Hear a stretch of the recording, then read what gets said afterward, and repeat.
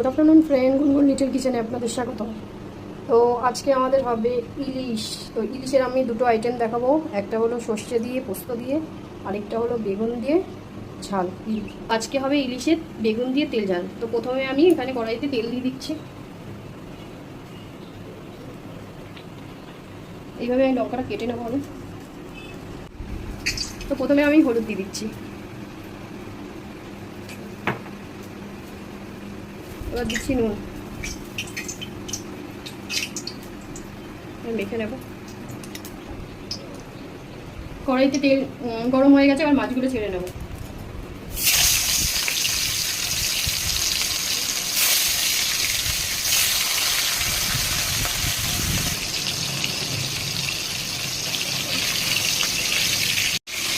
আমি রাখছি,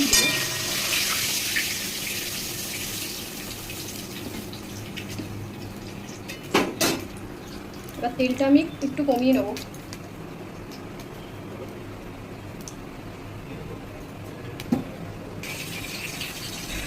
এবার আমি অল্প কালো জিরা দেবো।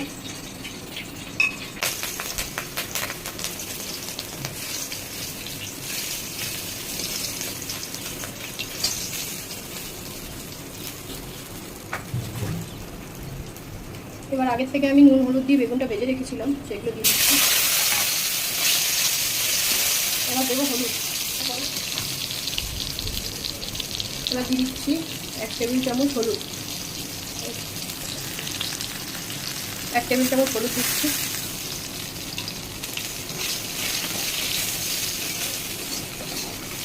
সিম্পল রান্না, সেটা খুব স্বাদ আছে।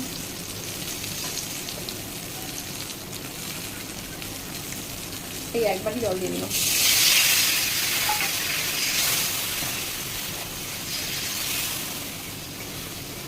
যারা লঙ্কাটা একটু, আমার বড় মশাই এইভাবে খেতে পছন্দ করে, এর জন্য আমি একটা এই ধরনের বানালাম।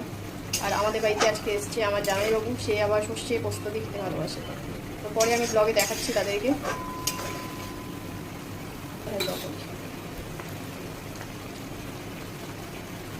আমার এটা মাছটা হয়ে গেছে, এবার আমি এটা নামিয়ে নেবো।